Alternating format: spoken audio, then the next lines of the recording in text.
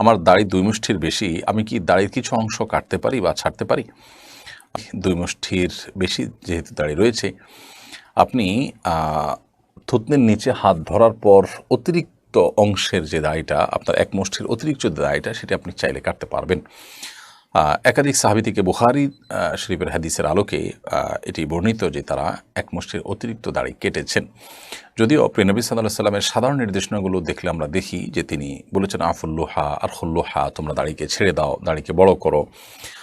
দাড়ি কাটার ব্যাপারে কোনো নির্দেশনা হাদিসে নেই, বরং লম্বা করতে বলা হয়েছে, ছেড়ে দিতে বলা হয়েছে, বড় করতে বলা হয়েছে।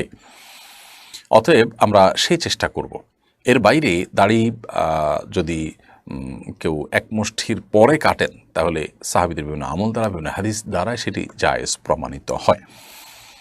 বিশেষ করে যখন সেটি অনেক বড় হওয়ার কারণে আপনার বিড়ম্বনা তৈরি হবে, পেশাবের ছিটা আসবে, বোতামের তেলে লাগাতে সমস্যা হবে, জাতীয় সমস্যা যদি তৈরি হয়, তাহলে সেক্ষেত্রে আরও বেশি এটা আপনার জন্য জায়েজ। আপনার সাধারণ অবস্থাতেও এটি জায়েজ রয়েছে। যদিও আরবের ওলামা ইকরাম দাড়ির ব্যাপারে তাদের নির্দেশনা হলো যে দাড়ি লম্বা করতে থাকো, এবং সেটা যত লম্বাই হয় হোক, কাটাকাটির দরকার নেই, এবং তারা কাটাকাটির অবকাশও আছে বলেন না, কারণ হাদিসে শুধু লম্বা করতে বলা হয়েছে, কাটার কথা বলা হয়নি। নবী সাল্লাল্লাহু আলাইহি ওয়াসাল্লাম হাদিসে সাহাবীদের আমল দ্বারা প্রমাণিত, সেটাকে অবশ্য তারাও স্বীকার করবার সুযোগ নেই, অস্বীকার করার সুযোগ নেই, কারণ সেটি বুখারী শরীফ হাদিসে কিতাবে বর্ণিত হয়েছে। অতএব খোলাসা কথা হলো, আপনার যদি 2 মুষ্টির বেশি দাড়ি লম্বা হয়ে যায়, তাহলে সেক্ষেত্রে আপনি 1 মুষ্টির অতিরিক্ত অংশ কেটে সুন্দর করে এটাকে পরিপাটি করতে পারবেন।